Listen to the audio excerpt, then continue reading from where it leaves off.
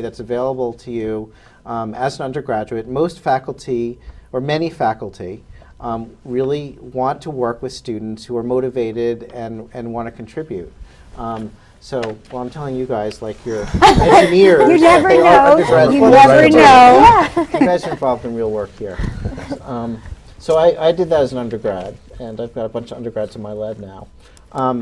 But after I finished my my bachelor's degree, I didn't really know what I wanted to do. But I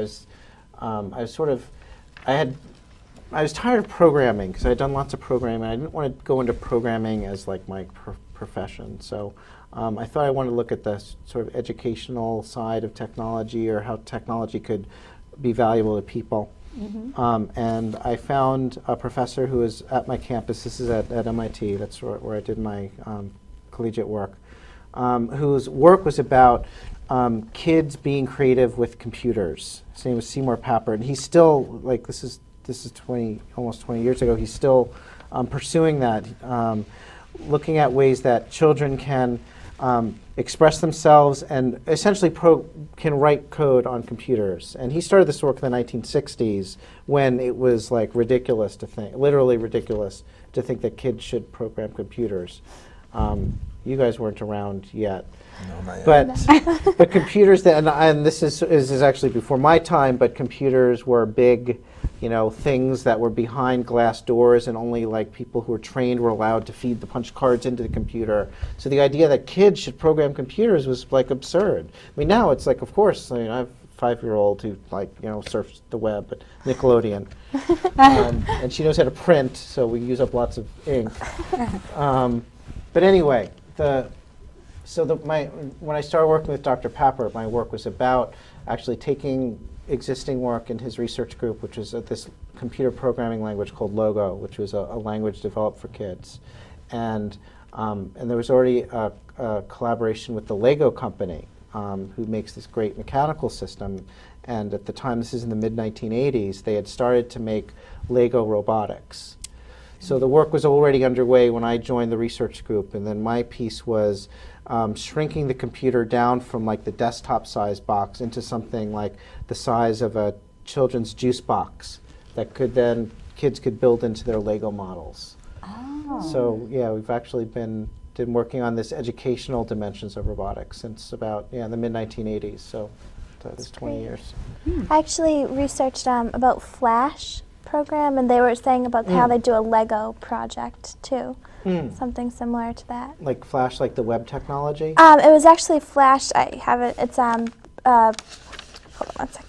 It's about like a program where they teach children, I guess, about. Hold on, I'll tell you what it is. Oh, I'm sorry. It's called First. First. Right. I'm sorry. Yeah. So, the FIRST organization was actually founded by two people, a professor at MIT who was one of my role models when I was an undergraduate there. His name is Woody Flowers, and he's a mechanical engineering professor. We were talking earlier how robotics combines computing and electrical engineering and mechanical engineering. And he created this really innovative course that was a design contest for MIT undergraduates. And the joke, of course, MIT being like the engineering technology school, was there is a football team there, but like nobody that I ever met went to the homecoming game. But instead we went to this robot contest, and there'd be like 500 people showing up, packing into this room to see robots compete. And this is a course that was created by Woody Flowers. And he teamed up with a famous regional inventor, Dean Kamen, who's based in New Hampshire. He has a company called DECA, and he's done like many really incredible. He's a modern day Thomas Edison. But what's the one that you see now? Well, he's got the Segway. Oh, that was the right. big, the scooter thing. Do you know what? The one that you stand up on? Oh yeah. But he's also working on technology to purify water in the developing world. So a lot of like really cool stuff. So Woody and Dean Kamen teamed up to make this FIRST organization, which is a high school robotics contest that has a lot of corporate sponsorship, and basically like corporate engineers who don't get to do anything fun for their real job get to build robots with high school kids, and then and once a year they all come together and have this fun. And they build these huge robots like the size of a refrigerator and stuff. And it's pretty fun. Do you have corporate sponsorships? We have small do you need more? Yes, we do. There you go. That's right. It's not full. Actually, Shaw's is one of our sponsors. Oh. Shaw's Market. Yep, supermarket. But so our version of that is Bot Ball, which is based on Lego materials and more sort of handheld sized controllers. And what's special about ours is the kids really are responsible for everything. The adults are not allowed to be near the kids during the actual competitive event. So it's really like expecting and providing the support for kids to like carry the show and build their own thing. That's great. Bobby? This is not very relevant to the No, what conversation. No, we what were just you going to having, talk but, about? I was interested in. I did some research on robots and exercise machines, Yeah. and thought there was some interesting stuff about robots reading, body functions, body readings, and translating them into the actual mechanics of the machine. And I know there's a line of work with rehabilitative robotics. So like after someone's had a stroke or some sort of accident and they can't move their limbs properly, the robots can help guide them. And so it provides like resistance and guidance at the same time. So like you'd grab like this robot arm, and the arm would lead your arm in through a series of movements that was like tailored to your particular rehabilitative process. So that's some work I'm familiar with. I think like robotics for sort of monitoring athletic performance, I think that could be pretty interesting. There's a bat lab here on Umass Lowell campus. Do you know about this? That tests major league and college baseball bats. I heard about that.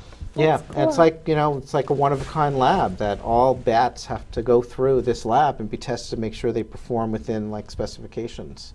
And that's basically that's a robot. I mean, it's a special purpose so there's robot. a robot that's involved. Well, you put the bat gets put into this machine and it's computer controlled. Oh, okay. So then there's sensors and there's motors that make it move and there's a computer program. So to me that's a robot. That fits my Right. definition of a robot. Right.